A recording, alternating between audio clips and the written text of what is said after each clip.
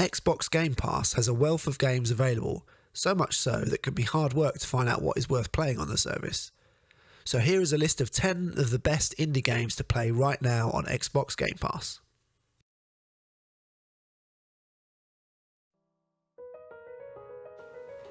First up, we have Her Story, an FMV adventure game that asks you to solve a whodunit by searching through interview footage of the police questioning a suspect. You must look for clues within what the suspect is saying to try and work out what you must search for next in order to uncover the full story. When it first came out, it was a unique game that the developer Sam Barlow has iterated on since, but Her Story remains to my mind the best game he has made.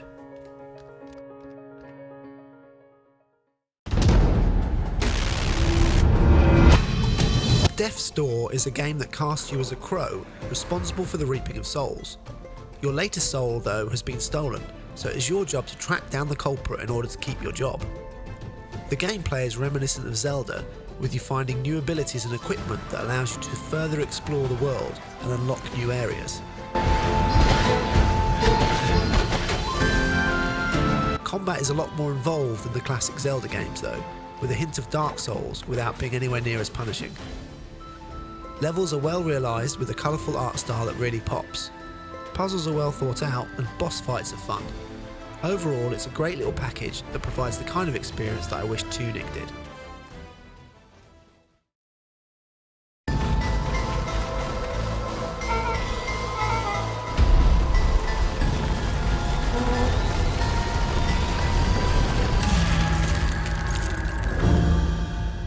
Our next game is one that some of you might recognise from my top 5 lists of games from 2022. Beacon Pines is a narrative game where you play the role of Luca, who finds themselves involved in investigating the strange goings-on that have been slowly enveloping the town, but nobody else seems to be taking notice of. What this game does that makes it stand out is that you are retelling the story from the point of view of a narrator, and at certain points you'll be able to influence the outcome of situations by applying words to a sentence. Which word you use could help you get further towards the truth, push you down the wrong path, or even result in your character's death. This system leads to a really interesting situation where you know more about what is going on than the characters in the story, and the game is able to play with that, creating a more engaging and appealing story than if it had just played out in the normal way. It is a triumph of storytelling that focuses on the relationship between Luca and their best friend Rolo to create an engaging tale.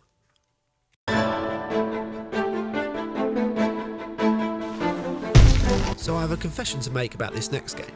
It's here more because of its reputation than my actual opinion, as I have only played a small amount of the game, and whilst I did enjoy it, I got distracted with other things and never went back.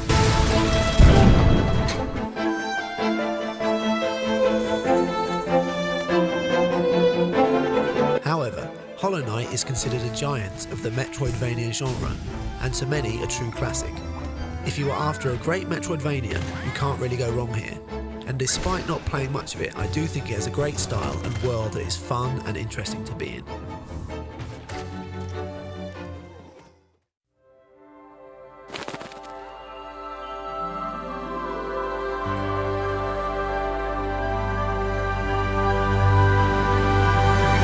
Next, we have another title from my 2022 top 5 list.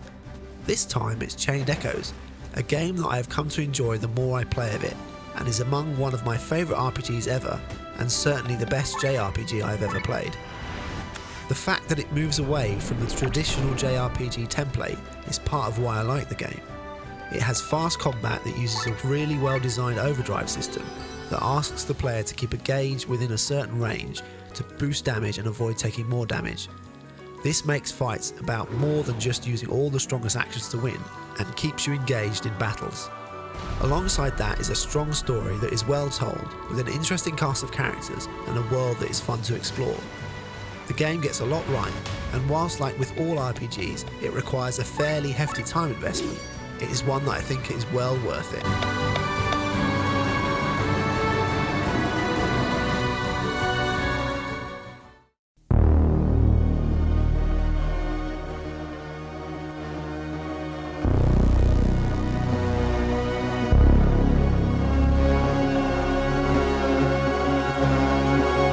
Eastward is up next, and is a title with perhaps the most stunning pixel art I've ever seen.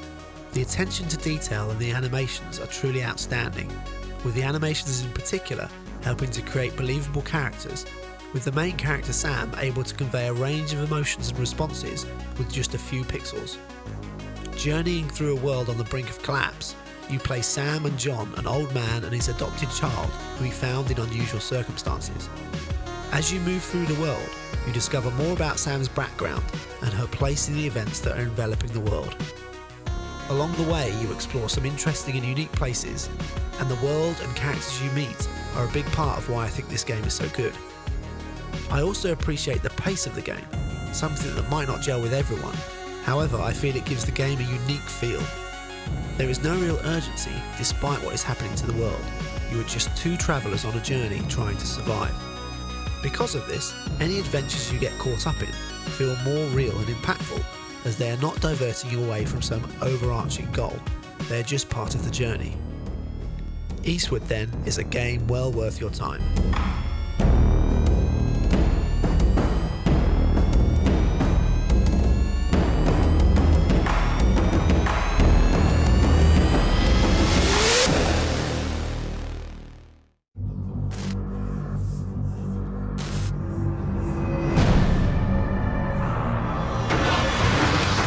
Next up we have our first roguelike, Dead Cells. This game is considered by many to be one of the finest roguelikes around, with really tight combat and a variety of weapons and items that provide the player with a wealth of options. Boss fights are challenging yet fun, and the world you explore has a kind of Metroidvania style to it, as there are branching paths, some of which only open up after you've unlocked a special ability or item that lead to different areas and bosses. If there is one criticism to be levelled at the game, it's that the opening hours can get a bit repetitive due to you having to unlock new weapons and abilities to use.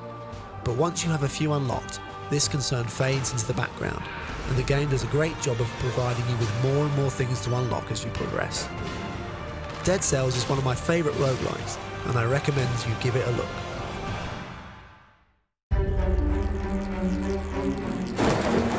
Whilst I can recommend all of the previous 7 games in this list, these next 3 are what I would consider to be unmissable titles that you must play, starting with Slay the Spire, the daddy of the deck-building roguelike genre. For those unaware, Slay the Spire asks you to pick a class, then gives you a deck of basic cards, and tasks you with fighting through 3 floors of a dungeon in order to take on the boss at the very top of the spire. As you work your way through each floor, you will add cards, upgrade them, and hone your deck hopefully around one of the many themes available in order to create a deck that can slay anything in your path. You must be careful though, as you only have so much health, and any damage you take can only be healed in a few key spots on your journey. I have spent countless hours on this game, both in the standard mode and the daily run, which throws in a bunch of modifiers to spice things up a bit. The game is staggeringly well designed, with a variety of strategies available to players across the various classes, and once you start playing, you will find it very hard to stop.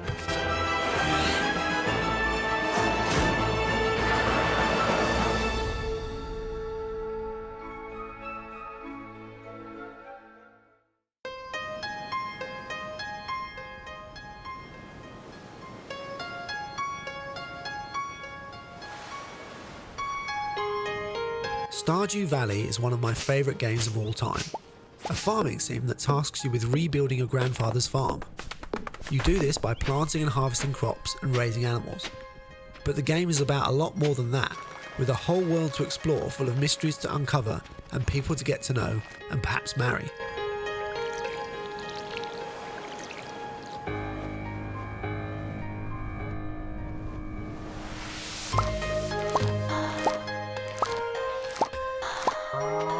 Over 2 versions of the game, I must have hundreds of hours invested into it, and even then I have yet to uncover all that the game has to offer. It's the perfect game to play when feeling a bit down, as it has so much charm to it and it's just such a relaxing time. Stardew Valley sits atop the lifestyle sim mountain, looking down on all other similar games.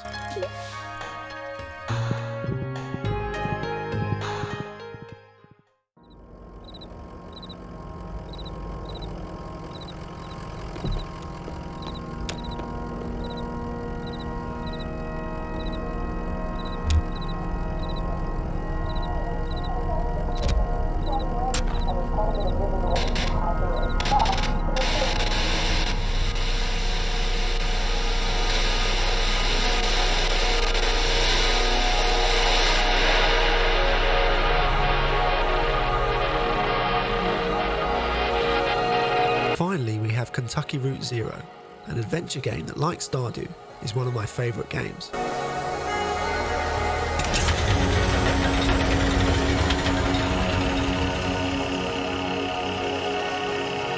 Set on a secret highway running through the caves beneath Kentucky, you play through 5 chapters that see you meet a whole host of interesting and strange characters who have found themselves down here for a variety of different reasons. It is a story that deals with loss, dealing with debt, addiction, and trying to find a place to call home. It is tough to talk about without giving too much away, as it is something that you really need to experience for yourself. So all I will say is go play this game.